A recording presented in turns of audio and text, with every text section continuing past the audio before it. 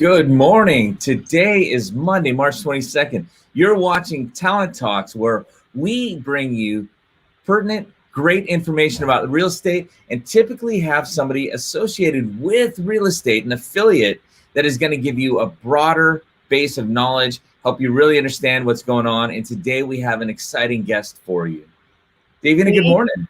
Good morning, Jurgen. Really great to be here. See you this morning on this sunny Monday.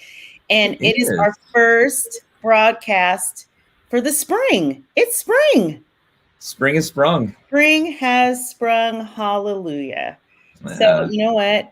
I think this is perfect timing when we're talking about spring and growth and the economic forecast. We are going to talk about what we have an expert that is going to be that's backstage that we're going to be bringing out soon that is going to talk about the economic forecast, and he's waiting back there. He's got so much good information. We were ready to ask him some really good questions. Well, eminently qualified to do so, from residential, even into commercial and other endeavors, from investing, etc. If you have any questions about what kind of forecast might be heading into this year, or even beyond this year, or actually, you know what, if you really want to even sneak in a title or escrow question, go ahead. You can do it. We'll be okay. Yep. And we have a trivia question, and the trivia question is more related to the company that he is affiliated with. And so, which is WFG National Title. So this is our trivia question today. And you guys probably have no clue, most of you. So do not Google this. All right. So we are going to talk about the trivia question right now is, what year was WFG National Title founded? Now, this is a title company that does title in our areas, actually in many different areas across the nation. And I'll just say they've been around for a little while. So what year was WFG National Title founded? And this is a good throw up your best guess. 1974, 1966, 1970, or 1971. They're all close together, huh? Yeah. Well, we won't have our guest actually tell us quite yet, but we do have a guest with us, and we want to bring him aboard. We've got a little intro music. Our guest today is Pat Stone. He is the chair, or excuse me, he's the chairman. Thank you so much, Christy, because that helps me so much. Executive chairman and founder of WFG, Pat Stone. He is an incredible individual. He is not only inside of real estate, he just covers a whole gamut. And today we are going to learn so much. So without any further ado, I want to introduce to you Pat Stone.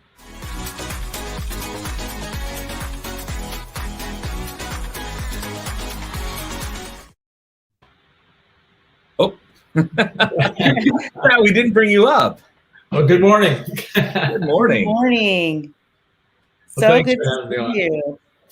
Absolutely. You know, you are a very accomplished individual. You have been with WFG. You've been just in the industry forever. As a matter of fact, in the past, you've even been identified as one of the top 100 most influential real estate figures through, I believe, Inman Magazine. What is it that you do these days? That's a good question. These days, you know, I'm still very involved in WFG on a strategic marketing, strategic level, operational level. It's something I'm very attached to. I love the people, love the clients, love the business. Very involved in commercial real estate with my nephew. Involved still at Oregon State on the campaign steering committee for the next campaign. I was co-chair of the last $1 billion campaign. And, you know, try to keep my wife happy because she runs the show. She's the boss. What did I say? Happy wife, happy life. Yeah, there you go. Someone needs to talk to my husband about that. Just kidding.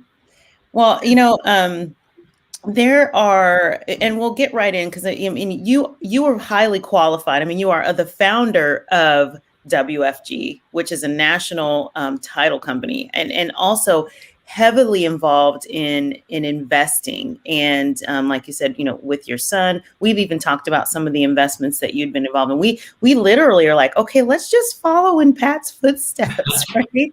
So there's a number of opinions and speculations, and as you are involved in the marketplace on the real estate side, on the commercial side, also talk to us a little bit about the speculations and the opinions that are going on within the real estate market, just because of what we're going through right now.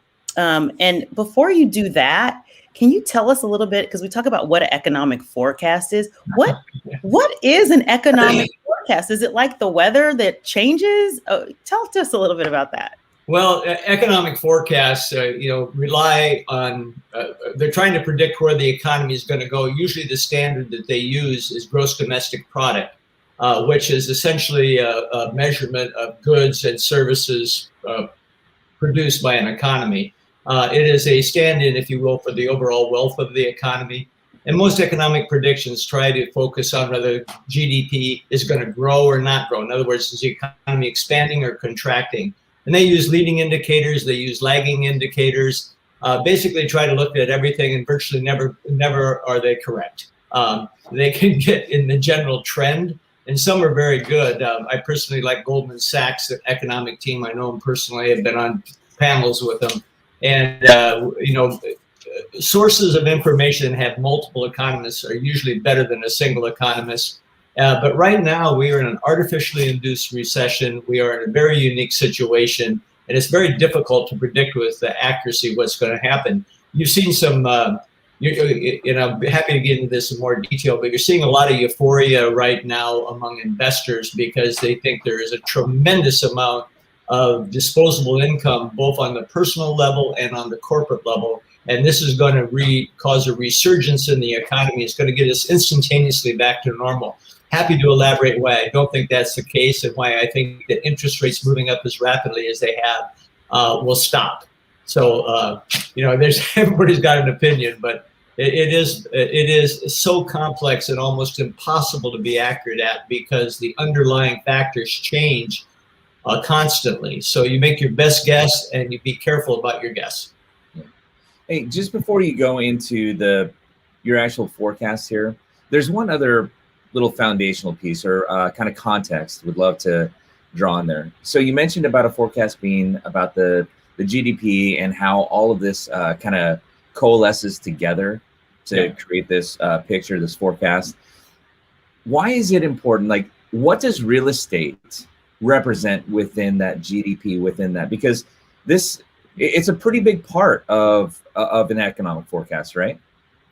Yeah, it has run anywhere from typically runs 5 to 10% of the economy, closer to 5% probably, because construction overall has been down now for 11 or 12 years.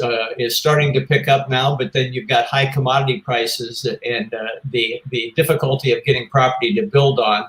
But you will see a resurgence in residential construction. And you will see, typically you will see this grow. I think the residential real estate market will probably be 5+% of the economy in the next couple of years, maybe a little more. Nice. There's so I'm going to ask you a question. So, because this is something that we hear all the time, is about a bubble. We went through the big turn back, what that was like 10, 12 years ago with our economy. And it really was a bubble, and that bubble popped. And when it popped, it was pretty bad. And we've now recovered, and now things are growing so fast. That bubble, the bubble that people refer to, and we keep saying we're not in a bubble, but then are we? What would you say to people that say we're in a bubble and that that bubble is gonna pop? Well, I have a very profane expression for it, but I won't use it. I'll just say balderdash, and I'll just say that. Come on, use it. No. The reality is we're not in a bubble. Let me tell you the difference between now and before the Great Recession. Prior to the Great Recession, there was virtually no control on credit risk or product risk. In other words, if you could walk and talk, you could get a mortgage whether or not you had income or not. And you talk about mortgage types, there was a tremendous amount of subprime loans. And because Wall Street liked securitizing those loans, higher interest rates, and so all the producers were creating subprime loans with people with FICO scores of 560 and selling them to Wall Street, which would then securitize them into collateralized debt obligations. That's what tripped the market up, because those collateralized debt obligations were founded on really poor products owned by people that didn't have any financial capability of paying the debt. So if you look at credit risk and product risk and you compare, there's no comparison at all. I mean, our credit risk now is about 1/20th of what it was in 2007. Product risk is zero now compared to what it was then. So basically, the mortgages out there right now are very, very solid. If you look at the number of foreclosures, I think between 2006 and 2014, there was like 9.3 million foreclosures. 2009 to 2011, about 3.7 million foreclosures. I suspect that with the result of this angst we're going through right now, and the fact that it has hit a certain segment of the economy very hard, you'll see 500,000, maybe top 700,000 foreclosures over the next 2 years. So this is not at all a bubble. What has happened here is the demand exceeds the supply, and prices have gone up very quickly. They won't collapse, but they'll quit going up because affordability will govern the price range. Low interest rates, affordability is cheap even with higher prices. That's why they moved up so quickly. So from what you said there, you mentioned about the difference in the what was going on within the mortgages, within really the whole picture of housing is different between the run up in 2007, 2008, and the current market that we're in. And so I think you've kind of addressed why it's not a bubble, but where do you see this? And we're talking really residential real estate right now. Yep. With residential real estate, it has been super heated over the past year and a half, maybe up to 2 years, where it went from a hot market to just scorching over the past little bit. Over the next year plus, where do you see the residential market going then? Well, the demand is still going to be exceed supply dramatically. Home builders are trying to gear up. You're actually starting to see national home builders embark upon building starter home subdivisions. And we haven't seen that in about a dozen years. A couple of major national builders are building starter home subdivisions for first-time buyers. And that is something that's been missing. Because it's been missing, we've never really fully recovered from prior to the Great Recession. Where I see it going here, I think it's going to continue to be a very strong market. There's still going to be a lot of demand for the products.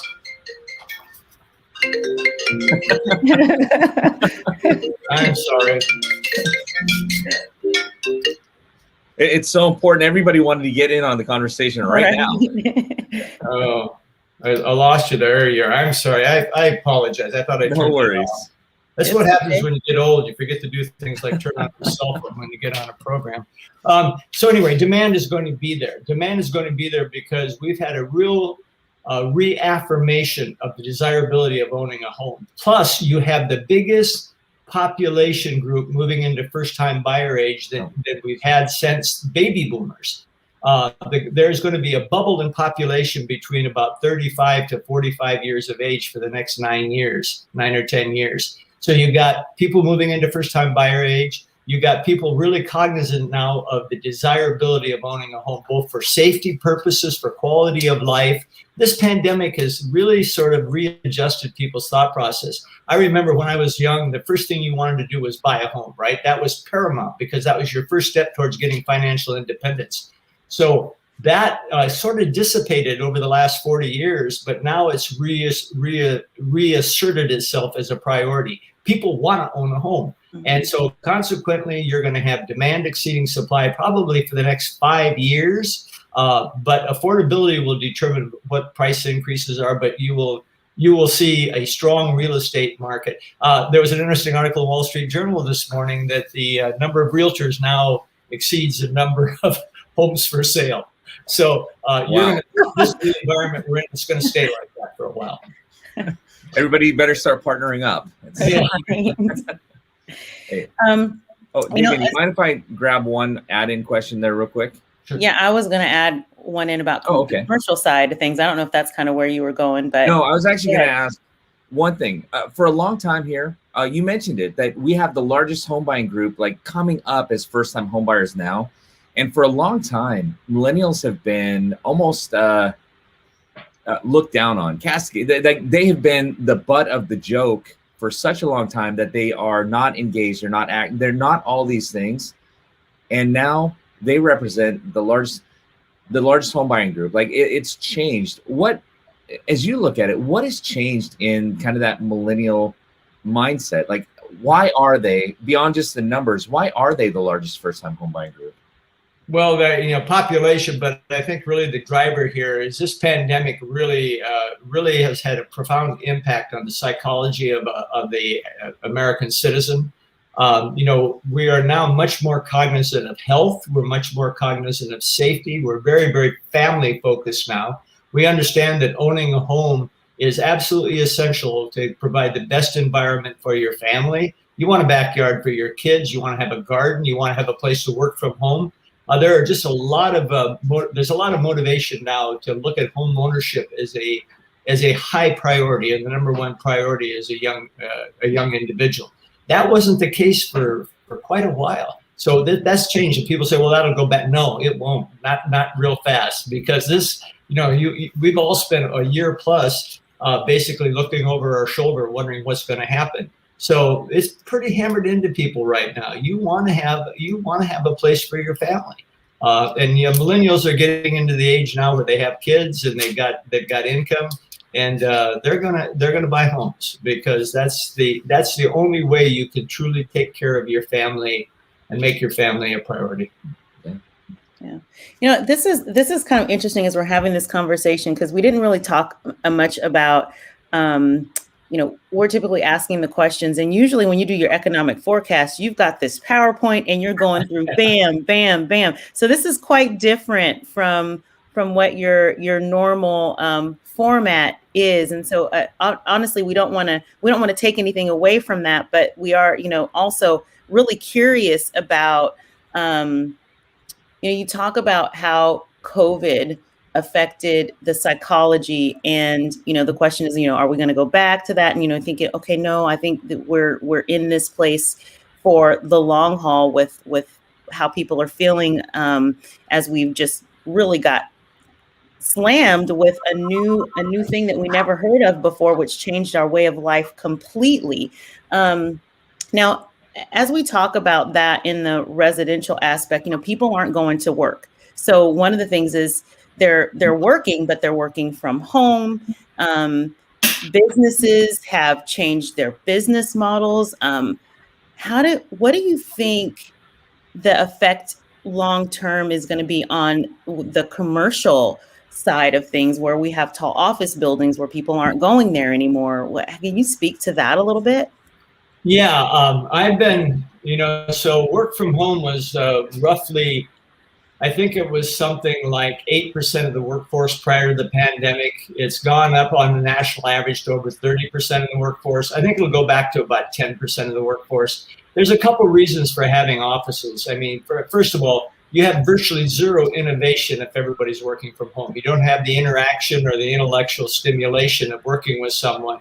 Secondly, it's hard to train people. Most industries do have a large component of OJT. And you do a lot of your learning. You may be trained in college with a certain degree, but you do a lot of your learning about a business on the job. And if you're working from home, you don't get OJT. So you lose innovation, you lose OJT. You will see a lot of businesses come back. If you look at the commercial real estate market, there's two areas that have been really impacted. Three areas have been impacted dramatically by the pandemic. Obviously, lodging, because people haven't traveled. Lodging will come back. It'll probably take 3 years to get lodging back to where it was. offices because people are working from home. I think that will return fairly quickly within 2 years or so. And then the malls, and malls are dead. You can put a stake through the heart of malls. You got to reinvent malls because that's a tough one. And if you look at delinquencies on commercial mortgage-backed securities, that's where you can tell where the real problem is. It's really malls that are the problem. And retail has had a hard time. Retail is not going to recover as quickly because you know what? We're all used to buying on, having the Amazon truck in your driveway about every other hour, dropping something off. So yeah, things will change, but that won't. You know, when you say that, we're curious, and I think that's great insight, especially like with the malls and understanding that may be an industry that doesn't necessarily recover from all this. I mean, habits have changed. The way people consume has shifted. If you were out and trying to figure out, okay, in commercial, if malls and some of the retail really are changing or shifting away from, what are some commercial endeavors you think may actually thrive as we move forward? Well, I was telling you before we started that I've been a fairly significant investor in industrial property, what we call warehouses. And I'm going to continue to be so because e-commerce really stimulates, really creates need for warehouses. So I'm 100% in on industrial property and will continue to be so. That's actually really good insight. Yeah, and I remember you were starting that endeavor a few years ago, and you've had really good return on that as well. So, like I said, if we can just open up Pat Stone's brain and pick out a few nuggets out of there. There's very few advantages to being old, except that you paid with your own money to learn a lot of things. Yeah. Gray hairs. They come with Yeah. So, and I think we kind of ran through most of the general questions that we had, but if we're looking at like towards the end of the year, okay, we're in a place, we have no inventory, interest rates are still low, they are going up. Where do you think we're going to be? What's your forecast for the end of this year and maybe into 2022 on what our market looks like? Well, if I may, I'm going to step back a second and point out what's happened here. We've all seen the 10-year run up very quickly, and consequently, mortgage rates are going up. And basically, what's happened with that is it's a combination of worry about the stimulus and debt, but the interest rates on those things are low enough on the government debt that the cost of servicing that debt hasn't gone up actually. But what has happened is people have become very, very concerned about that. But they also think now with the vaccinations and the fact that the consumers' disposable income, the average American savings as a percentage of disposable income has gone from about 8% to 16% or 17%. The American consumer has a lot of money to spend. The American corporations have floated bonds and borrowed money at record levels since this pandemic started. So they have tremendous amounts of capital. So you see a lot of people out there, especially people investing in Wall Street, and they're saying, hey, all this money is going to come flooding back into the economy, and we're going to have a tremendous growth in the economy. Consequently, we're going to have inflation and everything else. I would urge just a little bit of caution on that one for two reasons. One, the American consumer is actually going to save more now than they used to save. So they're not going to spend all that extra percentage of their disposable income. Secondly, Europe is not recovering. Europe is probably 6 to 9 months behind the U.S., and then emerging markets are a year to year and a half behind the U.S. And people look at our economy and they think about the United States, but we have an economy that is based on the global market. About 40% of everything produced in the world is produced by U.S. corporations, and half of it's produced overseas. So if the global economy doesn't recover quickly, we won't have the tremendous resurgence everybody's talking about. Will we recover? Yes. Will the economy get better? Absolutely. Will it go through the roof immediately? No, it won't. You'll see a very big Q1 and Q2 growth, leveling off a little in Q3 and Q4. You will see a good year, but it won't be so far off the charts that you have a tremendous surge in inflation. One of the things that causes concern about inflation too is the trade inequity and the tremendous surge in durable goods purchases. Just real fun here for a second. We've been talking about the American consumer valuing a home more. I'm going to tell you that, we look at home sales and people argue, yes, that is or isn't an indication that the American consumer wants to have a home. I'll tell you one thing that really convinced me is watching durable goods sales go through the roof during this pandemic. In other words, people are trying to improve their quality of life by buying stereos, TVs, appliances. They're buying things now to make the quality of their home life better. That reaffirms my assertion that they are very much home oriented. And that's caused a little bit of a disruption in pricing. Oh, and one other thing here, we've seen some dislocation in commodity price, in part because of the old tariffs. I mean, lumber prices now have gone up 100% in the last 6 months. This is crazy, right? That's going to have a little bit of an impact. I think that'll abate. So long story short, I'm rambling a little bit. I think it's going to be a heck of a good year, but I think these people worried about inflation, there'll be a little bit, but it won't be as bad as they think. So I think you're going to see the 10-year start to level off. I think you're going to see mortgage rates stay around 3.25, maybe get up to 3.5 at the end of the year, but I'll be surprised if they go over that. And then next year, probably about the same, gradually working themselves up. Maybe in 2023, we go over 4%. I'm going to tell you something. Historically, I'm perfectly okay with 4% as long as people's income is growing. Yeah, absolutely. And you did actually a really nice job of taking something that feels oftentimes very local and tying it together with the more global view that we're not independent. We actually do have these tendrils that stretch all across the globe that influence what happens here. And then we've talked a bit about residential. It looks like a good rosy picture through here. We talked a bit about commercial, which is it probably on a road to recovery, but it's going to take some time as we kind of went down during the pandemic and recent times. One other area is investors. We hear like home flippers aren't doing nearly as much as they are. What does this market look like for someone who is investing, whether that might be investing to flip a home or investing as a long-term renter or as a rental property or maybe as a commercial property? What do you see for investors? Oh, investors investing in real estate, I think, is solid. I really do. You may have a slowdown in price appreciation because affordability will be a factor, but demand is going to exceed supply. In the residential side for at least 5 years, maybe 7 years. On the commercial side, it depends on the segment. I mean, again, I've said I like industrial property and why. But I think, I do think that the demand is there to support residential investment. I get a little worried about people speculating on Wall Street. I don't know if I mentioned this or not, but I worked on Wall Street in the early 70s. And I learned a lot, and that is basically that basically nobody knows everything. And so consequently, you're riding the emotional wave and you will get clobbered unless you have a good sound foundation for your investment. I am a little concerned with the amount of speculation that we have. I encourage everybody, take a look at your age, your wealth, and your income and invest proportionately to those things. If you're young, you have the ability to make a mistake and not get hurt too bad. If you're past 50, be a little bit more careful because you don't have that much time left to earn income for retirement. So make your investment proportionate to your age, your wealth, and your income, and be careful. You don't need to hit a home run. You don't need to double your money. If you make 10% on your money, that is really, really, really good. Trust me. You're making way more than inflation, and you're going to be in a very good place. So just be smart about your investing. And with that, oh, go ahead. I was going to say, I just said I don't want to look at my age.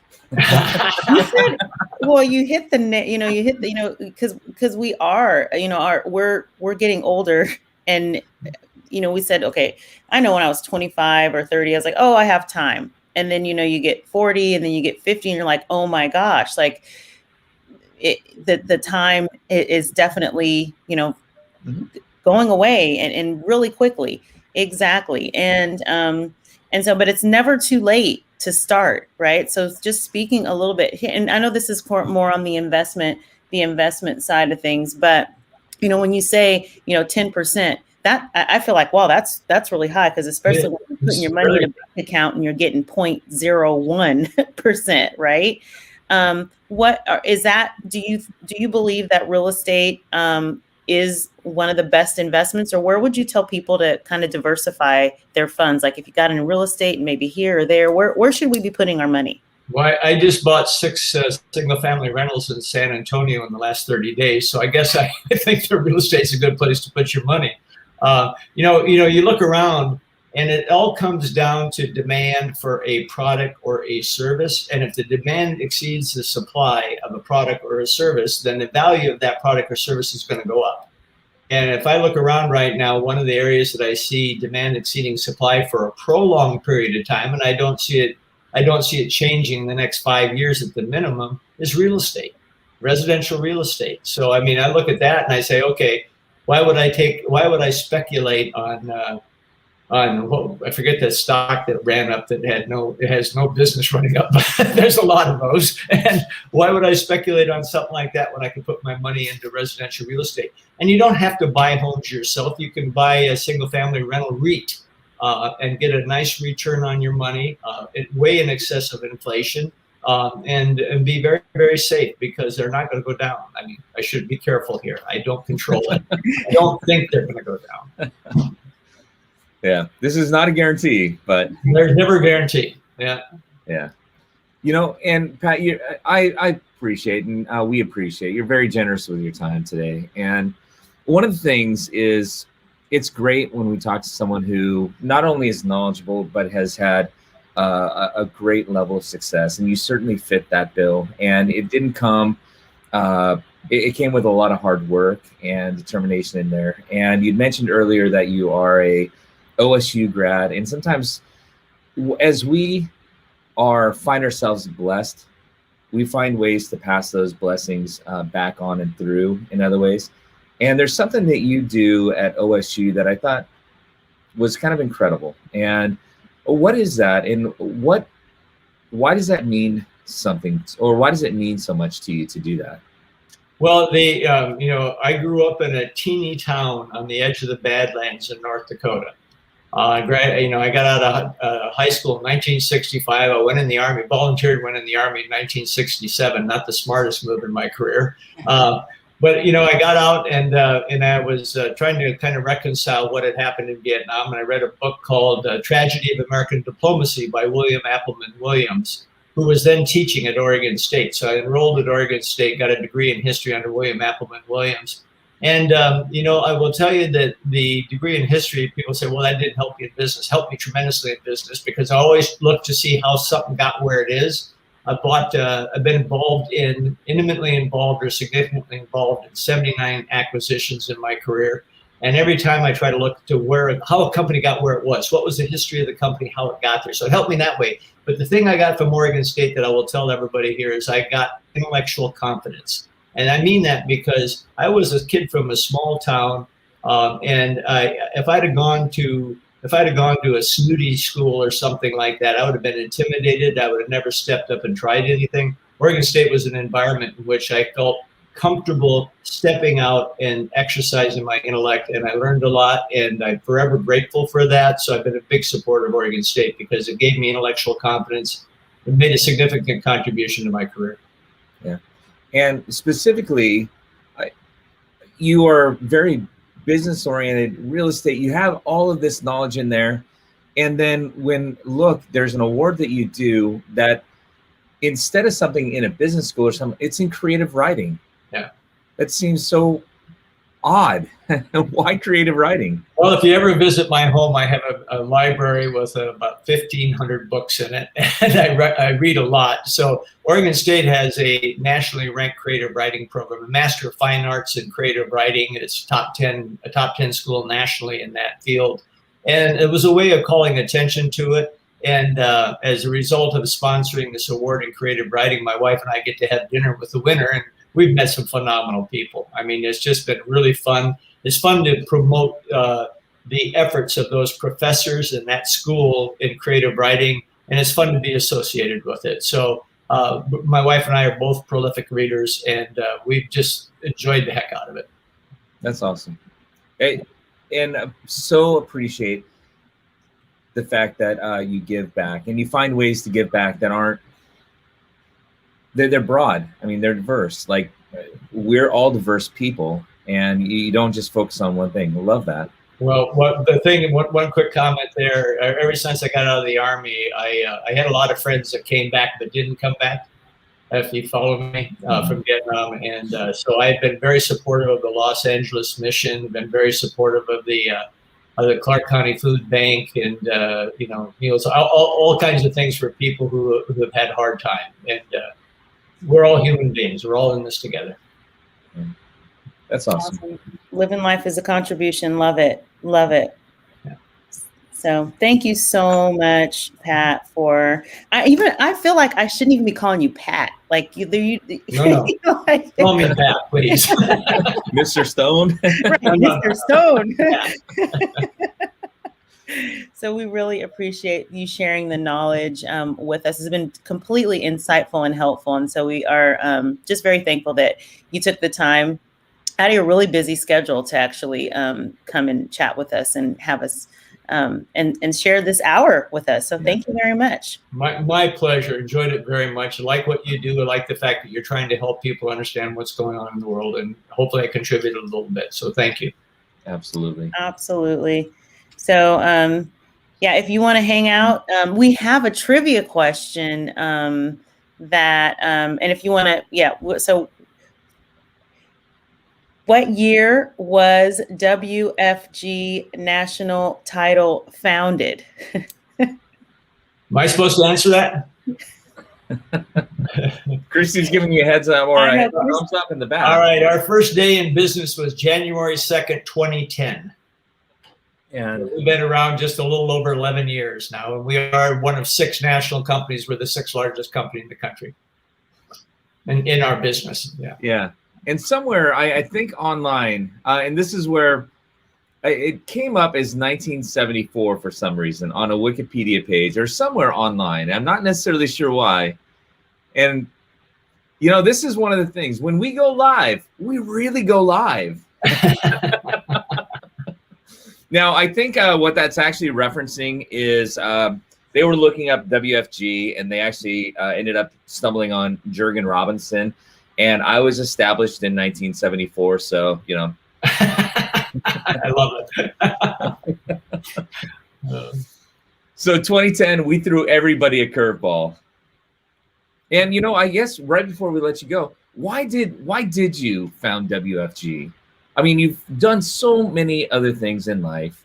What was it about WFG that was a calling for you a little bit later in life? Well, I had a very long, successful career. When I retired, I did do some private equity work, and a private equity company asked me to be on the board of one of the top 2 companies in the industry during the downturn. And it struck me that the industry, realtors had to adjust with the downturn. Lenders had to adjust. The title industry was sort of arm's length. Well, we don't need to worry about any of that.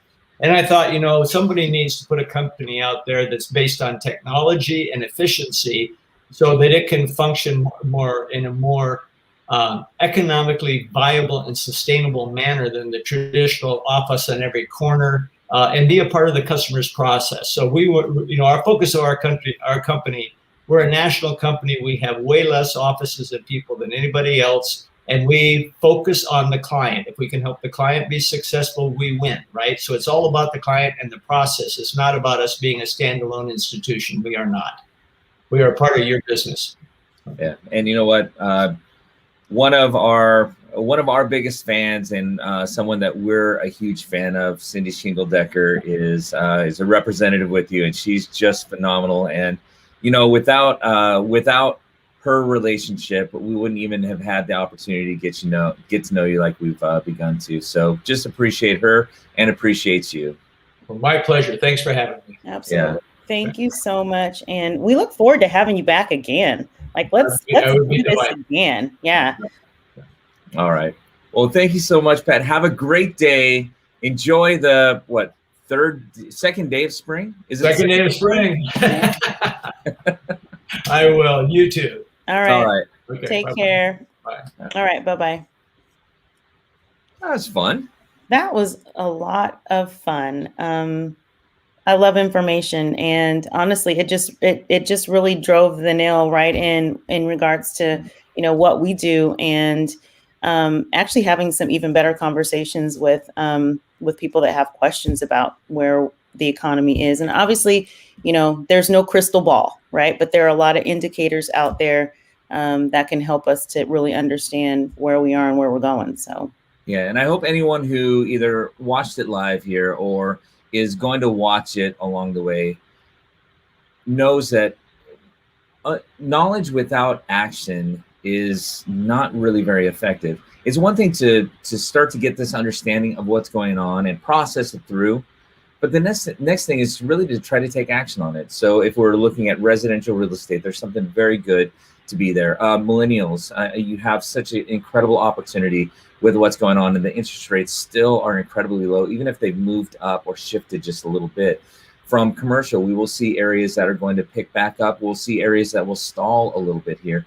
And then for investors, Pat said it himself, that right now investing in real estate is a phenomenal thing. So, I mean, if you need help with any of those aspects, we're definitely here to help you. Just reach out.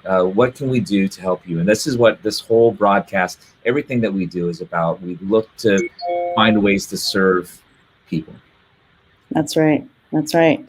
And as we get a wrap up today, we have just a few little updates, right? Yeah. In regards to what's going on. Today is Monday, and we actually have Jurgen, I guess I'll start off with Absolutely. the Rising Agent Mastery Program. So RAMP, and it is if you are brand new. If you're thinking about getting into real estate, if you've just started your real estate career, or if you've been in the real estate career for many years, this is a way for you to actually just get back to the basics. And we are doing that free within our group. We started last week. Jurgen was our fearless leader last week. Steve is leading us this week from 1 to 2 p.m. If you're interested, it's Monday through Friday. A really great conversation that we're having about some business practices and actually putting them to work, so that by the end of this program, you'll have a couple of new deals and be able to create the value in the business that you've dreamed of. So we are looking at 1 to 2 today and all the way throughout the week. So if you're interested in joining in, just send us a message and we can get you signed up and the link to pop in with us. Also, we have what's next, Jurgen? Well, actually, we'll speed this. We just hit 9 o'clock. So we've got Keeping It Real Estate Marketing Branding class. This is great if you have been interested in understanding your social media presence along with the branding that will encapsulate that and really grow your business. Great class. Look at our classes and events, or our education and events page on any of our sites from DuPont, Lacey, or Olympia, and it's going to be there for you. And Christy will link it up so you can sign up for the next 1 hour session. Yep, and that pretty much wraps up. Our last is Career Night, which is coming up the last Tuesday of the month. So that would be next Tuesday, the 30th. So if you are interested in getting into real estate or have any questions, join us, send us a message, and we'll get you the link to join at 5:30 on Tuesday. So, all right.